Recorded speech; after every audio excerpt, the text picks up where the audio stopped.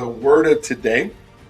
The word of today is surrendered, meaning surrendered living is trusting God's direction over your control. Surrendered living is trusting God's direction over your control. One more time, surrendered living is trusting God's direction over your control. You're trying to control everything. We talked about humility, and we talked just a minute ago, and making sure that we didn't have to be right. And so if we're surrendering to not being right, that is trusting God's direction over what we're trying to control, like trying to be right. So an example, surrender doesn't mean inaction. It means releasing outcomes while staying obedient. It replaces anxiety with peace and control with trust. In my There Is No Tiger book, I continue to talk about outcomes and us trying to control the outcomes and the anxiety that produces when we're trying to predict the future. And we're trying to, because we don't know what it's going to be, and we get anxiety over things we're trying to control. So surrender doesn't mean that you still don't act. It just means that I don't know what those outcomes are going to be. All I can control is my activity. And if I'm controlling my activity in a way that God would have me to do it, then the outcomes are always going to work out. Whether they're outcomes that are, hey, this is positive and my life is so much better, or they're outcomes that, hey man, I really didn't want that to happen, but I was able to grow through it. Because I count it all joy in my situation, right? And whatever that my situation is, if I've surrendered that to let God take care of the outcomes, then it does control my anxiety. One time I had a plan so tight that any change made me anxious.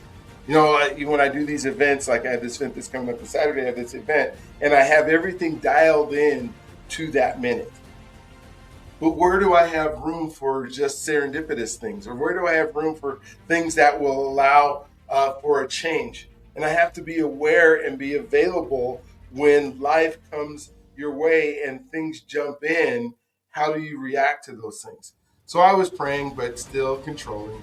But things didn't go my way. I realized surrender wasn't a weakness, it was trust. Letting go created peace that I could not manufacture. And so when we think about that sometimes, is letting go just says, hey, I don't know. I want to control this. I wish I could control this. I want to, especially if you're in the world, some of us are in the world of sales sometimes. And we want to control the outcome because we want to, create or finish the sale. And sometimes it just the person that you're working with isn't ready. And that's okay. That's okay. We have to let go of the anxiety of I'm showing up. And maybe it's going to be another week. Or maybe they've rescheduled the appointment when you were just so excited about the new shiny thing that you were going to get as a result of the sale. And maybe that didn't happen, but maybe you realize, ooh, there was a manufacturer recall on that thing that I was going to buy anyway. So probably it's a good thing that I didn't purchase it at the time. So today, when you make your connection, who needs permission to let go today? Who needs permission to let go today that can surrender? And I don't want you to show up and tell them you need to surrender. You just show up and listen to them and maybe make some suggestions. Well, have you ever thought about is a great way of asking somebody a question than telling them what you want them to do. Have you ever thought about? And speak peace to them. Hey, I know you're going through some stuff. Have you ever thought about? So today, choose one conversation to be fully present in. I said it every day because I want you to be present in the conversation, because you, as a person who could possibly be the answer to their prayer, has to be attentive in knowing exactly what they're saying, because then you can react in a way that makes sense to them. So choose that one conversation today, phone down, eyes up, listening to them. Hopefully that's getting easier. We're 48 days into this. We're practicing it every single day. We're making connections every single day. And every day I'm telling you to be present in the moment. I hope that's getting easier and easier the more that you practice to be able to do it. So what promise are you going to make to yourself today? I don't know what that promise is. You can have whatever promise you want. My suggestion is release control over one outcome.